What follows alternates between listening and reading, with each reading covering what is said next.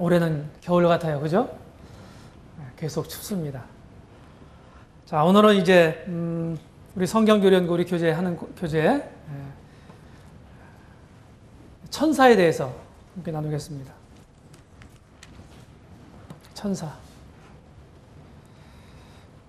천사에 대해서 한 2시간 이렇게 나눠서 함께 나누겠습니다.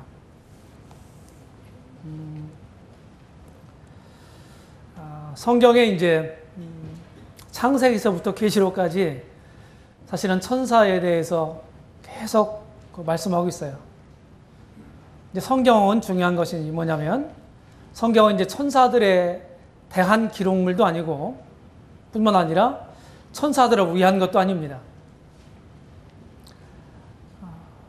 그렇기 때문에 하나님께서 우리 인류를 구속하기 위한 이제 계획을 세우시고 성경을 기록하셨는데 하나님 당신의 나라를 세우시고 통치하시는 이런 내용으로 이제 가득 차 있는데 거기에 이제 관련될 때만 천사들이 언급되어 있어요. 구약이 이제 성경 전체 분량의 한 4분의 3 정도 됩니다. 그럼에도 불구하고 이제 신약 성경보다 천사들에 대해서 더 많이 언급되어 있지 않아요. 신약이 훨씬 더 많습니다.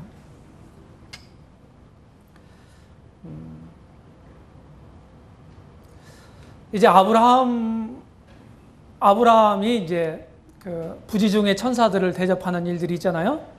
소돔과 고모라 성을 멸망하러 온 세 천사를 아브라함이 잘 영접을 하고 그들을 극진히 접대하고 이런 모습을 보죠.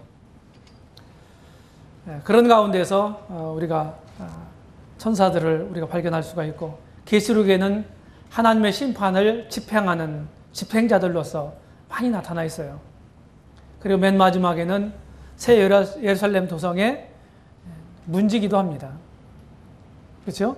창세기에 이제 우리가 타락한 이후에 에덴 동산을 지키는 화영검 이 그룹을 두어서 지키게 하시지 않습니까? 그것도 사실은 천사입니다. 첫 번째 낙원도 천사를 통해서 지키도록 하셨고 이제 거기 사람이 못 들어오도록 한 거죠. 그 다음에 맨 마지막 최후의 낙원도 천사들이 문지기로 있는 모습을 보죠. 천사들은 이제 쉽게 얘기해서 하나님을 섬기는 하나님의 뜻을 이루는 이런 존재들인 것을 우리가 알 수가 있어요. 우리 느헤미야 9장 6절에 보게 되면은 모든 천사들은 하나님이 지으셨다 이런 말씀이 있어요. 한번 찾아볼까요? 느헤미야 9장. 느헤미야는 역사서 마지막에서 두 번째 책인데요. 욥기 전에 있어요. 욥기 전에. 전전입니다. 9장 6절을 보시게 되면 오직 주는 여호와시라 하늘과 하늘들의 하늘과 1월 성신과 땅과 땅 위의 만물과 바다와 그 가운데 모든 것을 다 지으시고 다 보존하시오니 모든 천군이 주께 경배하나이다. 존재하는 모든 것들은 하나님에 의한 것입니다. 하나님이 다 지으셨어요. 모든 것을. 그리고 그것들을 다 보존하신다고 말씀하고 있어요. 그리고 맨 마지막 어구를 보게 되면 모든 천군이 경배하나이다. 주께 경배하나이다. 이렇게 말씀하고 있습니다. 여기 천군이 천사들을 가리켜요. 천사들. 조금 이따 말씀을 드리겠지만은 천사들도 조직이 있습니다. 조직이. 그래서 군장들이란 말도 사용하고 있고 이런 말들을 사용하고 있는 모습을 보게 돼요. 천사장 이런 말들. 하나님에 의해서 만들어졌을 뿐만 아니라 천사들도 하나님을 위해서 만들어졌어요.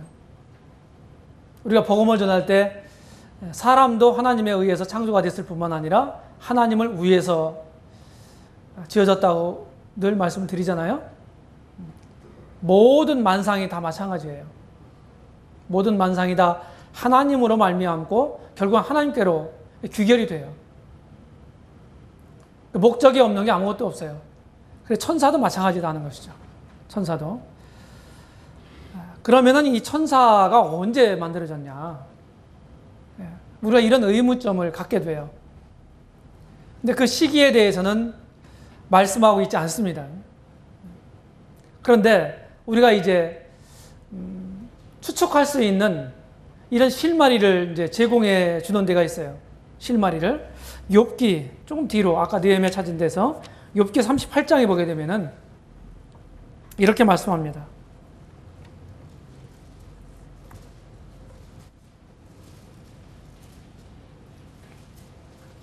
네, 4절부터 보시면 하나님께서 욥에게 말씀하시는 장면인데요. 내가 땅에 기초를 놓을 때에 내가 어디 있었느냐? 내가 깨달아 알았거든 말할지니라. 누가 그 도량을 정하였었는지, 누가 그 준승을 그 위에 띄웠었는지 내가 아느냐? 그 주초는 무엇 위에 세웠으며 그 모퉁이 돌은 누가 놓았었느냐? 그때에 7절 보세요. 그때에 새벽별들이 함께 노래하며 하나님의 아들들이 다 기쁘게 소리하였었느니라. 여기에 새벽별들이 나오고 그 다음에 하나님의 아들들이 나와요. 이런 용어는 천사를 가리키고 있는 말입니다. 그렇다고 한다면 우주 만물의 기초를 놓을 때에 이미 천사들이 존재했었다. 우리 문맥적으로 그렇게 이해가 됩니다. 이 구절은. 그래서 저는 이렇게 결론을 내렸습니다. 천사가 언제 창조됐는지는 확실히 알 수가 없습니다. 그럼에도 불구하고 우리 사람들보다는 훨씬 먼저 창조됐다. 이것은 틀림이 없는 것 같습니다. 네. 이런 정도만 이제 여러분들이 아시면 좋겠습니다. 그 다음에 이제 천사들이 어떤 특징을 가지고 있나? 천사들은 영적인 존재들입니다. 다시 말하면 영만 가지고 있다. 우리 조금 후에 이제 천사나 이제 사단을 공부한 다음에 우리 이제 인간들에 대해서 또 공부할 기회가 올 텐데요. 인간들은 삼중적인 존재예요. 삼중적인 존재. 몸과 혼과 영을 가지고 있습니다. 몸과 혼과 영을 가지고 있는 삼중적 존재예요. 그런데 천사들은 영만 가지고 있다는 거예요. 몸이 없다 하는 것입니다. 사마리아 여인과 이제 우리 주님이 야곱의 우물가에서 대화를 나누시는 장면이 요한복음 4장에 나오잖아요. 처음에는 이제 물 좀 달라. 그러다가 나중에 어떻게 합니까? 예배에 대한 그런 이제 주제로 옮아가는 이런 과정에서 하나님은 영이시니 그러므로 신령과 진정으로 예배할지니라. 이렇게 말씀해서 하나님은 영이시다. 하나님도 몸을 갖고 있지 않아요. 그래서 그것을 우리는 영적 존재다 이렇게 얘기를 합니다. 영만 가지고 있어요. 그러니까 영은 존재하지만 보이지 않잖아요. 우리 눈으로, 육안으로. 그렇죠?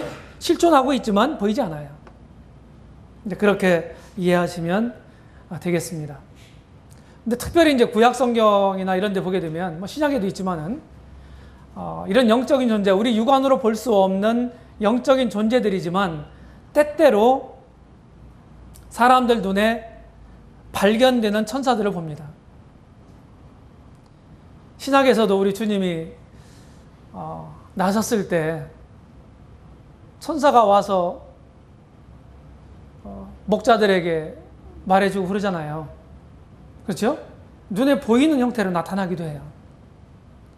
그래서 그런 것은 사람들이 이제 영을 꿰뚫어 볼 수 있는 이런 안목이 없기 때문에 육안으로 보고서 식별할 수 있는 그런 형태로 특별한 이런 사명을 위해서 그렇게 하는 것 같습니다. 그렇지만 원래는 이제 영적인 존재다. 그러면 천사하고 사람하고 누가 더 쓰일 거냐? 성경은 사실은 천사들이 훨씬 더 사람보다 지혜롭습니다. 아마도 타락하기 전에 아담은 지금 우리보다 훨씬 더 높은 지혜를 가지고 있다고 믿습니다. 왜냐하면 하나님이 아담이 어떻게 이름을 짓나 보시려고 동물들을 그에게 이끌어 오시니 아담이 일컫는 바가 곧 그 이름들이라. 이렇게 창세기 2장에서 기록하고 있기 때문에 이 보통 일이 아니잖아요, 이게. 우리가 애를 낳게 되면은 이름을 짓는데도 많이 고심하지 않습니까? 무슨 이름이 좋을까? 그건 무슨 얘기입니까? 그만큼 우리가 지혜스러운 존재인 것은 틀림없지만은 그만큼 우리가 지혜롭지 못하다. 이런 말도 되는 거예요. 근데 아담은 그렇지 않았던 것 같아요. 그냥 올 때마다 턱턱턱턱 이렇게 척척 이름을 붙여주는 것이 그 이름들이 돼버린 거예요. 엄청난 지혜를 가지고 있었다 하는 거예요. 타락 이후에 우리의 영성도 무뎌졌을 뿐만 아니라 지혜도 무뎌지게 됐다는 거예요. 그리고 우리 마음이 어두워지게 됐던 거죠. 그래서 우준하게 됐다고 말씀하고 있습니다. 로마서 1장에서. 근데 천사들하고 하나님하고 사람들하고 비교해 볼 때는 사람들보다 우월한 존재이면 틀림없어요. 근데 하나님에 의한 창조물이기 때문에 하나님하고는 비교가 안 되는 거죠. 하나님처럼 전지하지도 않고 사람보다 힘이 세지만 하나님처럼 전능하지도 않고 이런 점들을 우리가 기억할 필요가 있어요. 자, 천사의 특징 첫 번째는 영적인 존재다. 이미 말씀드렸어요.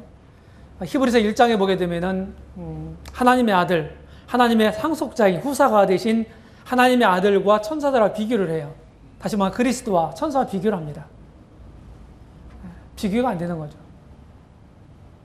아들은 아들로 말미암아 모든 세계를 지으시고 우주의 상속자로 세우시고 그리고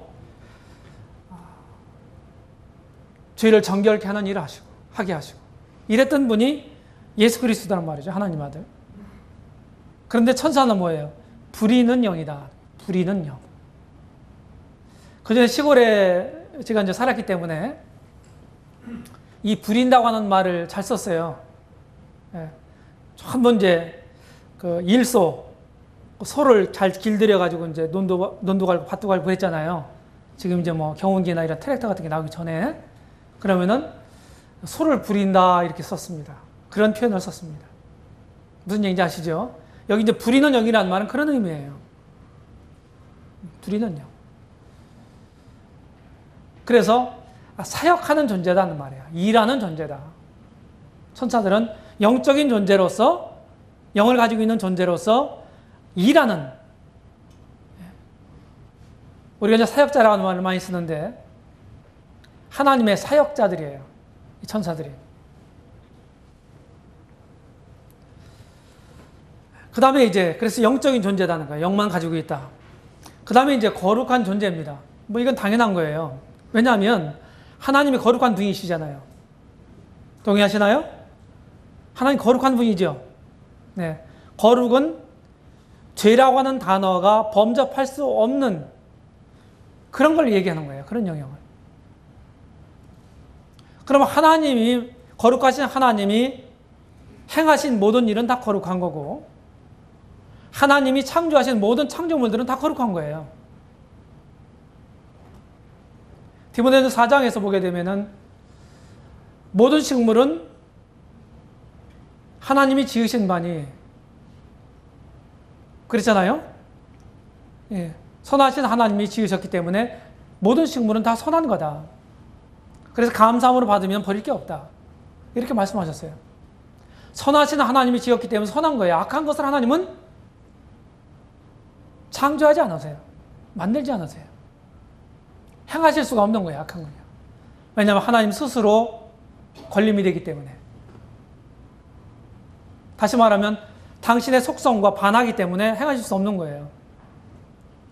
하나님이 모든 일을 다 하실 수 있다 하는 말이 이제 전능하다 하는 말이거든요.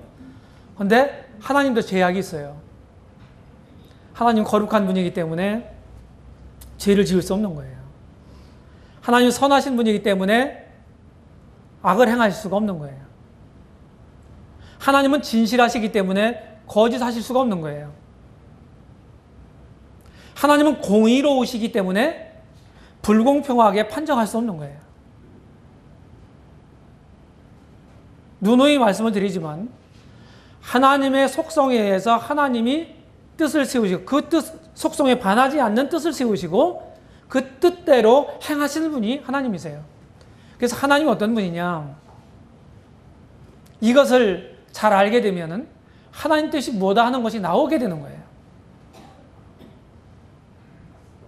근데 우리는 성경에 나타나 계시되어 있는 하나님을 잘 알지 못해서 늘 우리 현실 가운데서 내가 좋아하는 하나님을 스스로 만들어서 신동할 수가 있다 이 말이에요. 이런 위험성이 있다고 하는 거예요. 내가 분명한 죄를 짓고 잘못을 하고서도 그래 하나님 사랑의 하나님이니까 이렇게 갖다 찍어다 붙이는 거죠. 하나님 공의로우신 하나님이라는 사실을, 거룩하신 하나님이라는 사실을 망각한 거예요. 그러실 수 없는 거예요. 죄는 죄예요. 하나님은 그래서 하나님이 만드신 창조물, 천사도 창조물이기 때문에, 피조물이기 때문에 거룩할 수밖에 없죠. 그 다음에 이제 세 번째는 하나님의 뜻의 수행자다. 당연한 거예요. 최초의 사람도, 인간도, 천사도, 그 어떤 피조물도 하나님의 뜻에 거역하는 존재는 아무것도 없었습니다.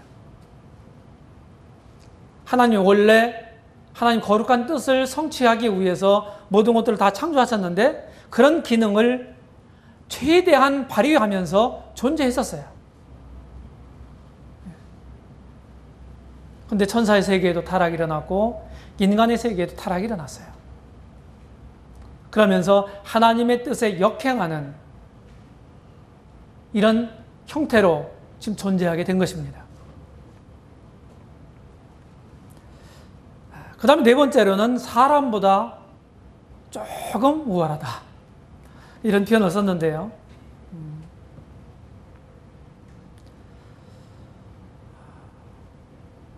사람보다 조금 우월하다.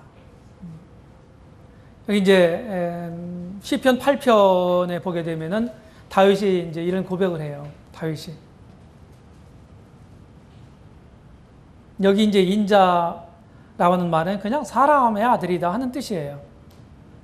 근데 이제 이 속에, 이 다윗의 고백 속에 이제 메시아적인 예언의 성격이 들어있다 그래서 시편 8편도 메시아 시편 중에 하나입니다. 그렇게 분류가 되죠.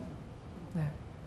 이것이 다윗 자신의 고백일 뿐만 아니라 우리 주님에 대한 예언이기도 하다 하는 말이에요. 뜻이에요. 그러니까.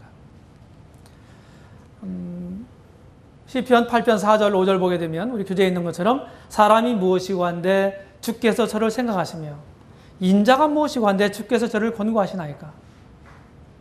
사람들에 대한 얘기죠.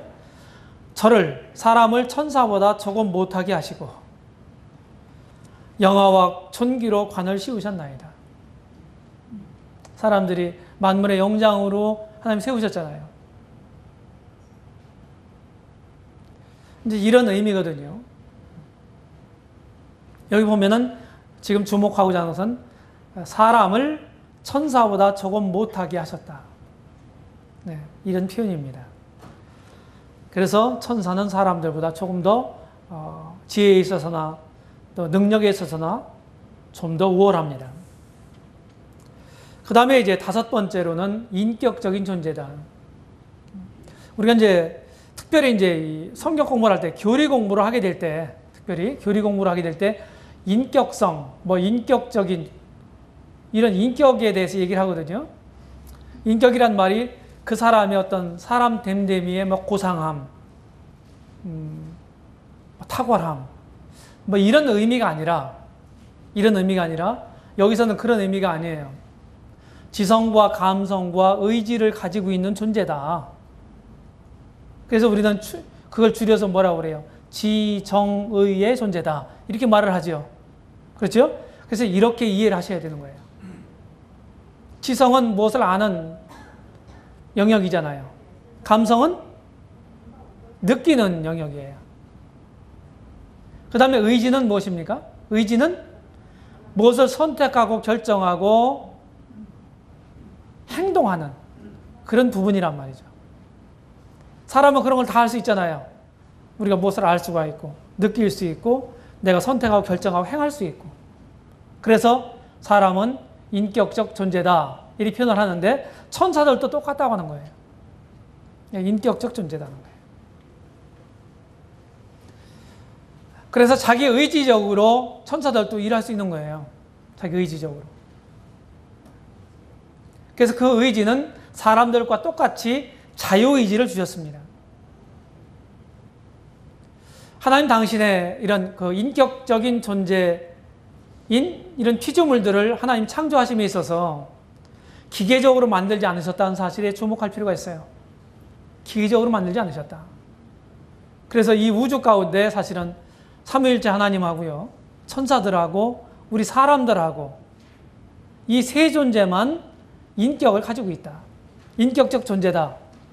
이렇게 말씀드리겠습니다.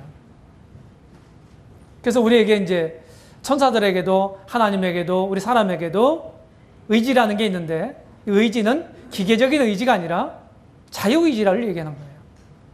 그래서 우리가 우리 뜻에 따라서 자유롭게 선택하고 결정할 수 있는 그런 부분을 가리키는 거예요. 그런 자유의지를 줬다고 하는 것은 천사들을 기계로 만들지 않으셨다. 사람들도 기계로 만들지 않으셨다. 우리에게 자유를 준 거예요. 자유 선택권 주신 거예요. 그러면 반드시 특권이 주어지게 되면 뭐가 따르게 되는 거예요. 특권이 주어지면 권리가 주어지면 뭐가 따라와요? 책임과 의무가 따르는 거예요. 무슨 얘기 아십니까? 우리 형제 자매님들이 마음대로 행하실 수 있는 자유가 있죠. 근데 마음대로 행하게 되면 그 결과에 대해서는 결코 우리는 자유롭지 못하다고 하는 거예요. 내가 마음대로 선택하고 결정할 수 있지만은 그 결과에 대해서는 나는 자유가 없는 거예요. 근데 중요한 포커스가 뭡니까? 하나님 뜻을 분별하고 하나님 뜻에 코드를 맞춘 결정해야 되고 선택해야 된다 하는 말이 되는 것입니다. 그렇지 않게 될 때는 그런 모든 내가 선택하고 결정한 그런 결과에 대한 책임을 내가 스스로 져야 하기 때문입니다. 근데 그런 의미예요. 천사들도 그렇다. 그래서 우리가 아마 이런 게 없었다고 한다면 내가 마음대로 행하는 게 곧 법이고 최선이고 그렇잖아요. 근데 성경은 그렇게 말하고 있지 않는 거예요. 그래서 우리는 하나님 뜻이 뭔지를 기도해야 되고 구해야 되고 분별해야 되는 거예요. 그 다음에 이제 여섯 번째로 불멸적 존재다. 불멸적 존재. 천사들은 불멸성을 가지고 있어요. 왜냐하면 이 말은 무슨 말이냐면은 영은 없어지는 게 아니고 그리고 죽을 수 있는 것도 아니다 하는 의미인 것입니다.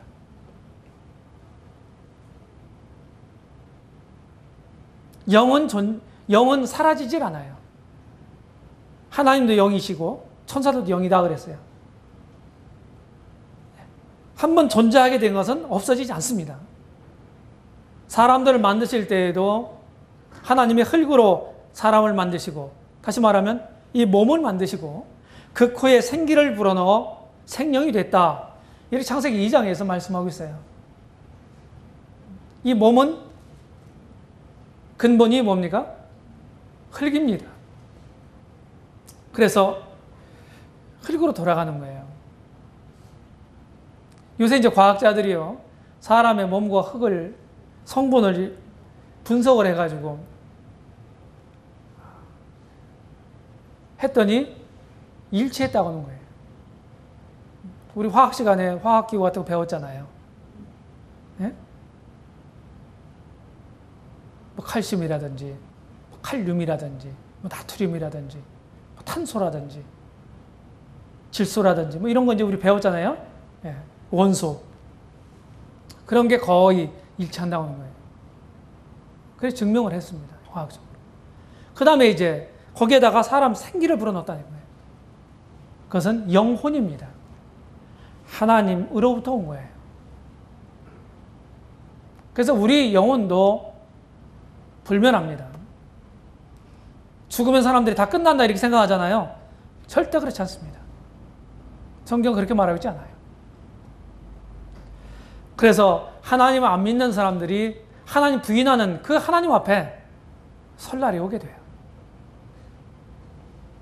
그때는 믿지 않고 하나님 앞에 서게 되면 어떻게 돼요? 때는 늦으리의 주인공이 되는 것입니다. 기회가 더 이상 없어요. 그 다음에 이제 비생산적 존재다. 천사들은 사람들을 만들어 놓으시고 뭐라 했어요? 생육하고 번성하여 땅에 충만하라. 이러셨잖아요.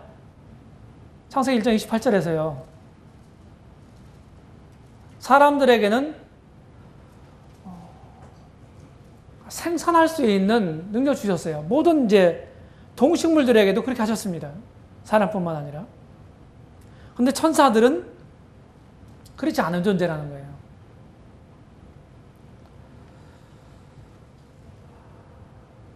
마가복음 12장 25절에 보게 되면 사람이 죽은 자 가운데 살아날 때에는 장가도 아니 가고 시집도 아니 가느니라. 이렇게 하늘에 있는 천사들과 같다. 일남일녀가 함께 결혼을 해서 부부를 이루고 이렇게 해야 이제 생산할 수 있잖아요. 아이를 낳을 수 있잖아요. 근데 천사들은 그렇지 않다고 하는 거예요. 우리가 이런 말씀 속에서 물론 여기는 이제 부활의 때에 부활에 대한 주제를 가지고 주님이 말씀하시면서 이런 그 내용을 살짝 비치신 거거든요. 그럼 우리가 이런 구절에서 이런 실마리 찾을 수 있어요. 아, 천사들은 사람들하고 다르구나. 장가도 안 가고 시집도 안 간다. 갈 필요가 없다. 그런 말은 뭐예요? 완전하기 때문이다. 이렇게 우리 생각할 수 있어요. 또 하나는 비생산적인 존재다. 이렇게 생각할 수 있어요.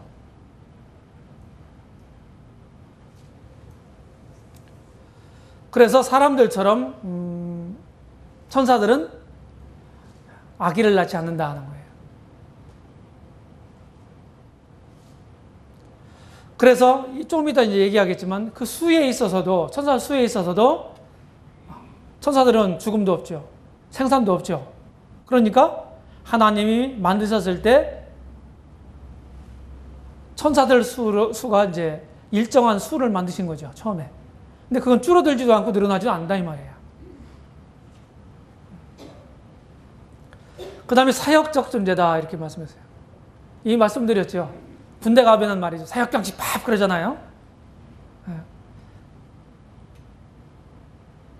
앞에 이제 대부분 중대 단위로 이렇게 돼 있는데요. 막사가 중대 단위로 돼 있어요. 그러면 앞에 이제 그 교단이 있습니다. 교관이 막 뒤에 하는 이제 교단이 있어요. 학교 운동장 이제 그런 게 있잖아요.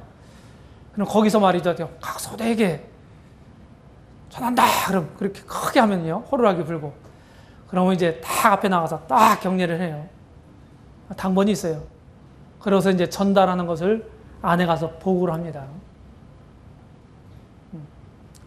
사역병 선착순 뭐 2명씩 팍 그러면은 불이 이렇게 나갑니다.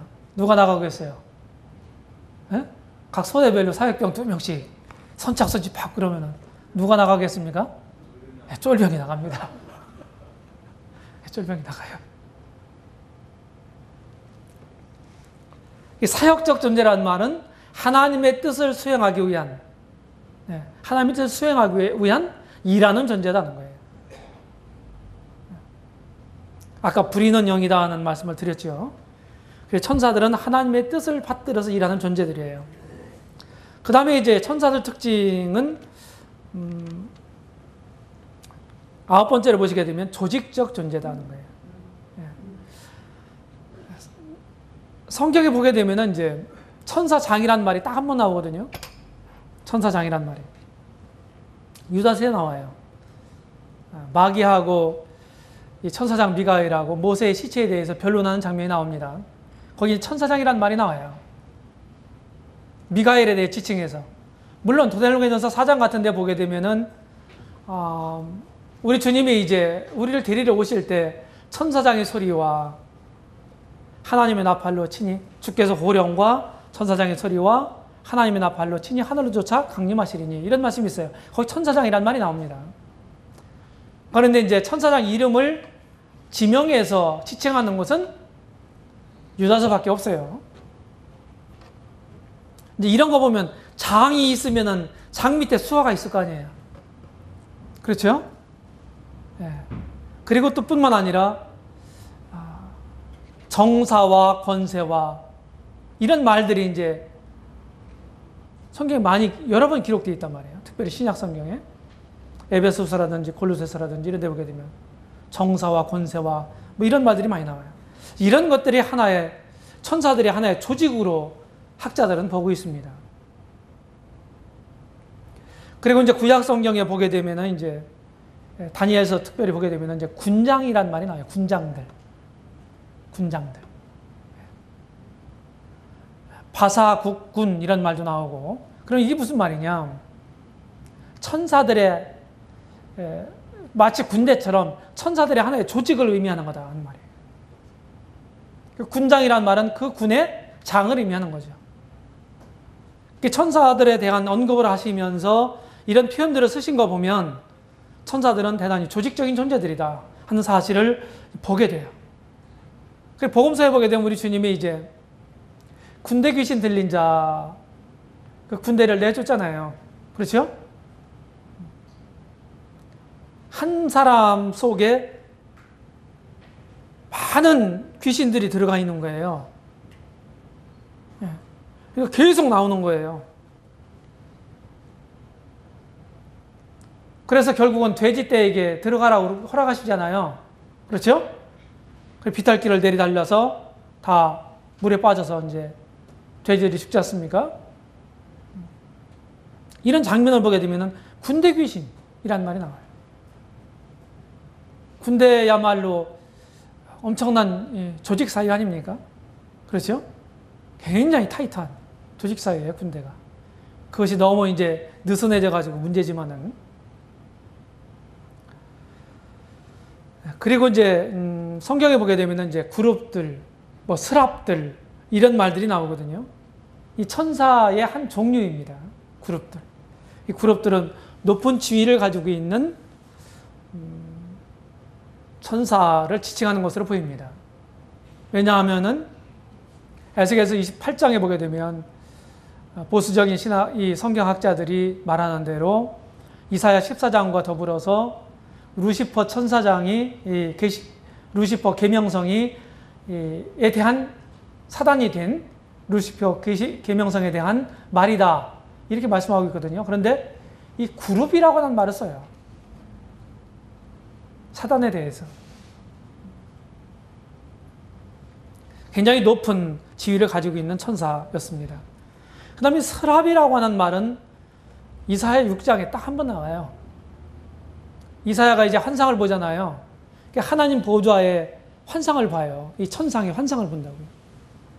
하나님 보좌가 있고 빛이 찬란하게 비치게 되고 하나님 앞에서 스랍들이 날개가 6이 있는데 날개 4개는 자기 발을 가리고 2개로는 날면서 창화하면서 노래하죠. 뭐라고? 거룩하다, 거룩하다, 거룩하다. 이 스랍들이 나온단 말이에요.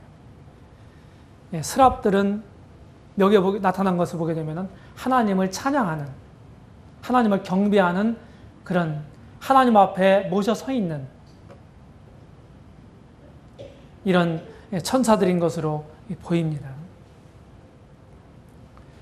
뭐 여호와의 사자라고 하는 말도 있고요. 여호와의 사자가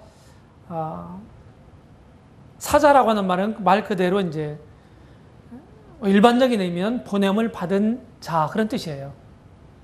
사자란 말이 보냄을 받은 자 그런 뜻입니다. 근데 이제 종종 천사들을 일컫는 용어로 사용하기도 합니다. 우리가 이제 복음 전할 때 잘 사용하는 지옥에 대해서 잘 사용하는 그런 구절이 이제 마태복음 25장 41절이잖아요. 그렇죠? 거기에 보게 되면은 마귀와 그 사자들을 위하여 예비된 영영한 불이라고 지옥에 대해서 설명하십니다. 그럼 마귀와 그 사자들을 위하여. 그 사자들이라고 하는 말은 그냥 보냄을 받은 자다 하는 의미인데 거기서는 뭘 의미하냐면 마귀를 따랐던 추종했던 마귀의 수하에 있는 천사들을 의미하는 거예요. 그래서 영어 성경에 보게 되면 더 확실합니다. 마귀와 그 사자들이라는 표현이 영어 성경으로는 The devil and his angels 이렇게 되어 있습니다. 엔젤이란 말이 천사란 말이잖아요. 그러죠? 그리고 로스앤젤레스 이 말이 이제 천사의 도시 그런 뜻이에요. LA를 로스앤젤레스라고 하잖아요. 그죠?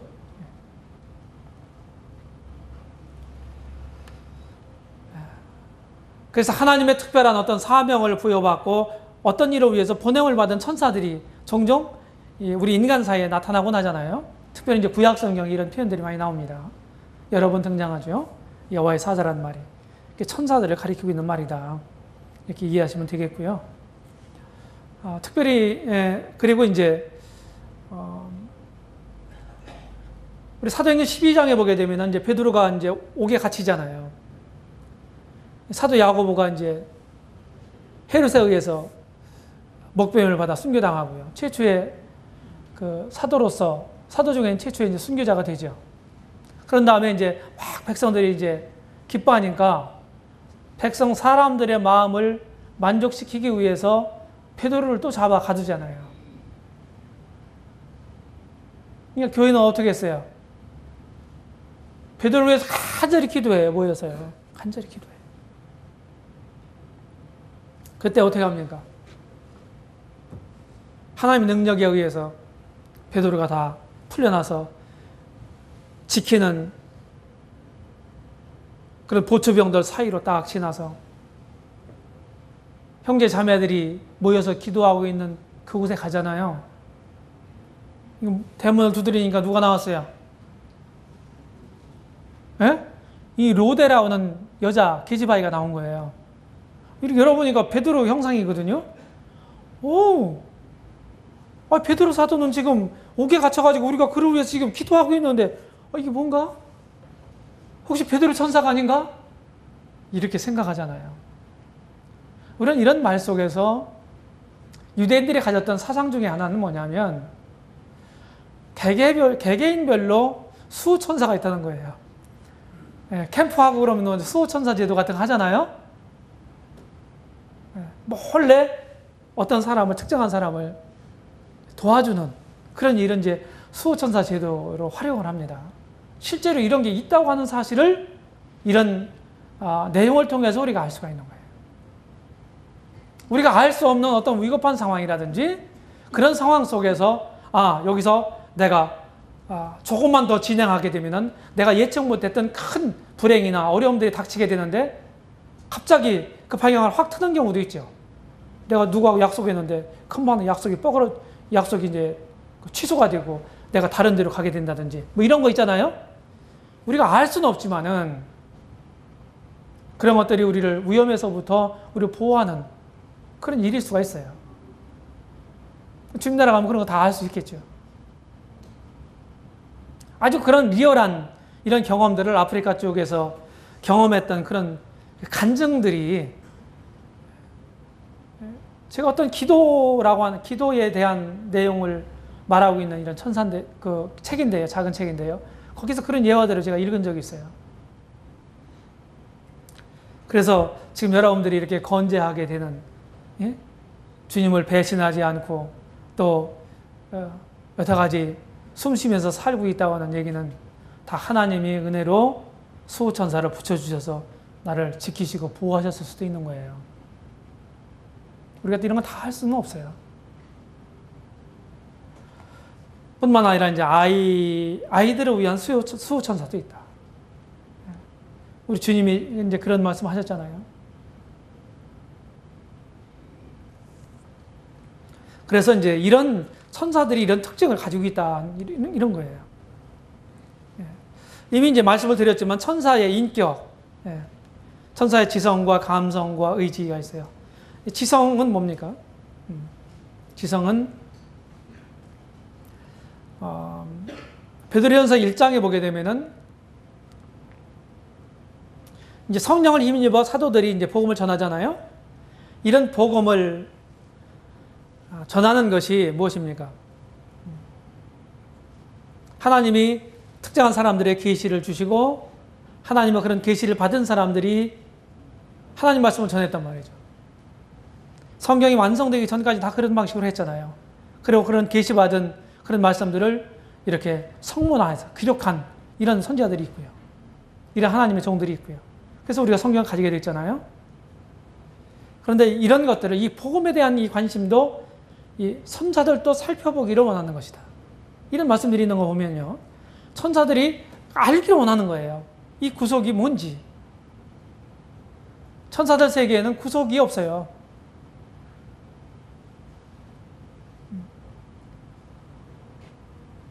이때까지만 해도 악은 아무것도 없는 거예요. 그래서 천사들이 이제 타락에 대해 조금 이따 말씀드리겠는, 다음 시간에 말씀드려야 되겠는데, 천사들이 타락한 건 100% 자기 의지 때문에 타락한 거예요. 누가 유혹하는 자가 없었죠. 천사들은. 그렇습니까? 계명성이라고 하는 이 권세 있는 천사가 타락할 때에도 사람들처럼 유혹자가 없었다고요. 자기 스스로 100% 자기 의지로 결정해서 그렇게 한 거예요. 그러면 어떻게 됩니까? 100% 자기가 책임을 져야 되는 거예요. 100%.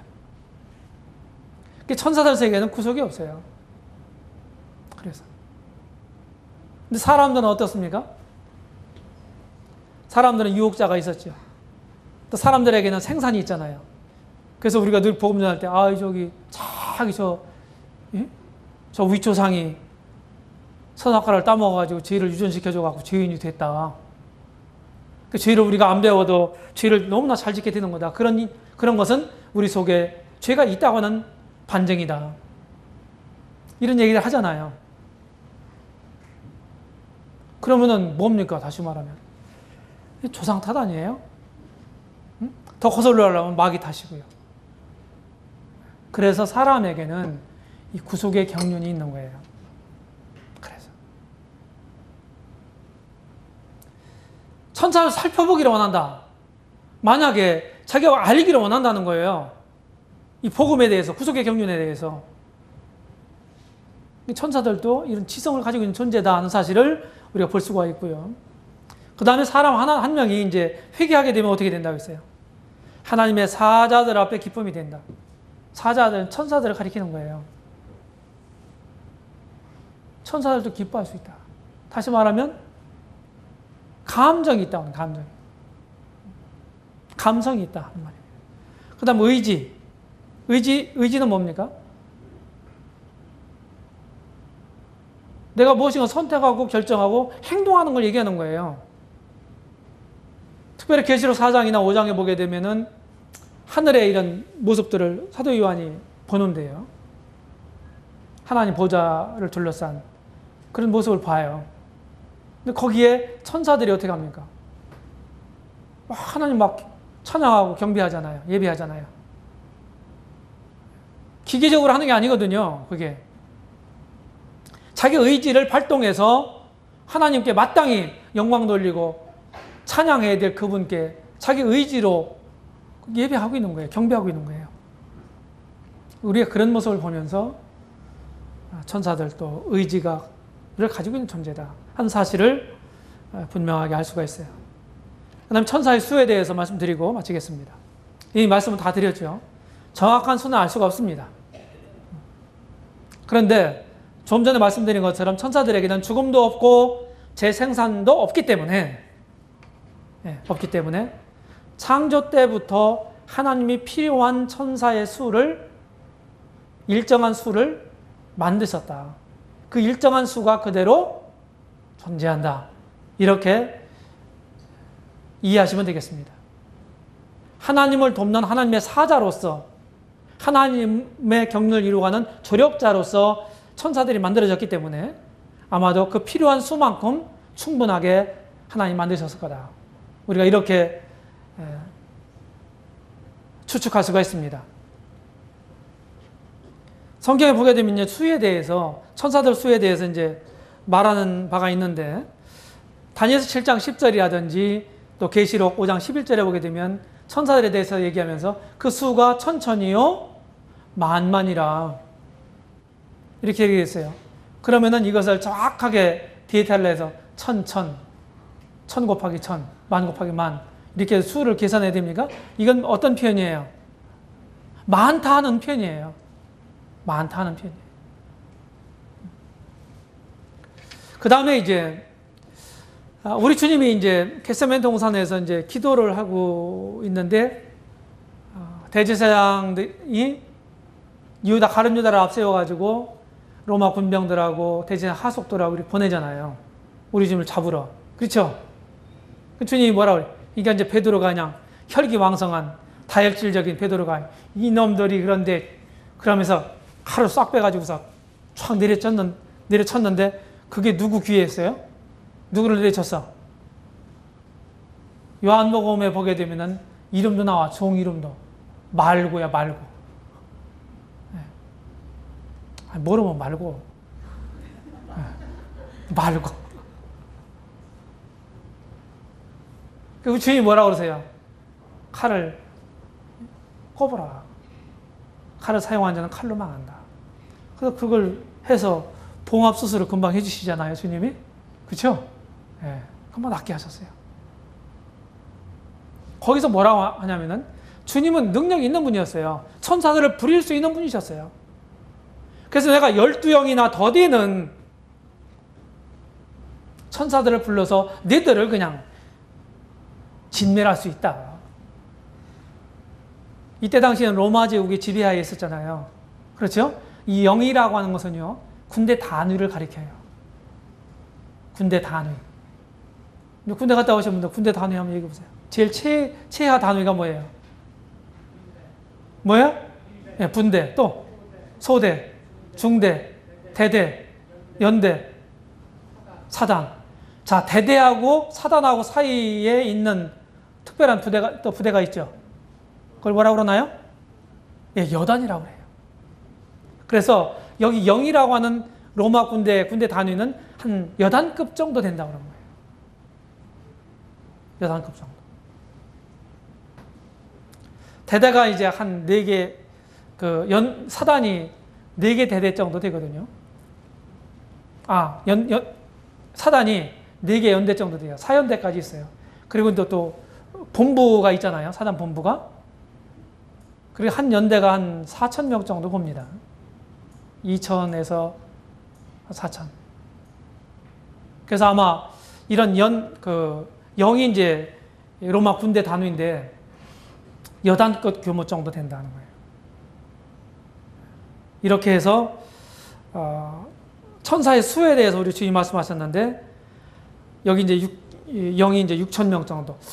사단이 한 개 대대가 한 개 중대가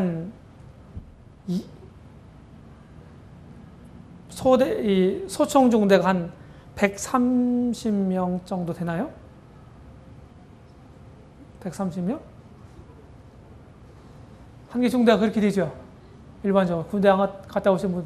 하여튼 그렇게 따져서 4개 연대로 이루어진 게 4개 대대로, 4개 중대로 이루어진 게 대대. 4개 대대로 이루어진 게, 근데 이제 항상 본부 중대, 본부 대대 뭐 이런 게 있어요. 본부에는. 연대에도 이제 본부가 있고요. 사단도 그렇고. 그래서 한 5개 정도 부대로 보시면 되는 거예요. 예, 그렇게 수가 되고요. 그 다음에 이제 천만 천사라고 하는 말이 히브리서 12장 22절에 나와요. 천만 천사. 이 말도 무슨 이제 정확한 수를 말하기 위한 것보다는 많은 천사들을 가리키는 그런 표현으로 보입니다. 그렇다 할지라도 하여튼 천사들의 수는 굉장히 많다. 그래서 하나님을 조력하고 하나님의 뜻을 받드는 사역자들로서 충분한 수를 하나님 가지고 계신다. 만드셨을 거다. 이렇게 우리가 이제 보는 것입니다.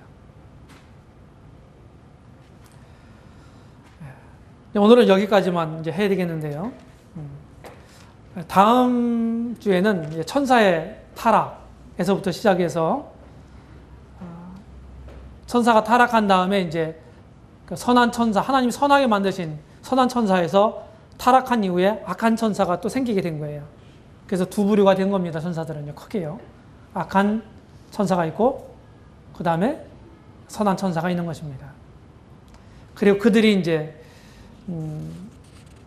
악한 천사는 나중에 이제 그들이 뭐냐면은, 거기에 수장이, 거기에 우두머리가 이제 사단, 마귀가 된 거고요. 마귀고요. 그를 따랐던 천사들, 타락한 천사들, 루시퍼를 따랐던 천사들은 귀신이 된 겁니다. 그래서 여기서 여러분들이 이제 천사와 관련해서 여기 이제 과가 3개가 있어요.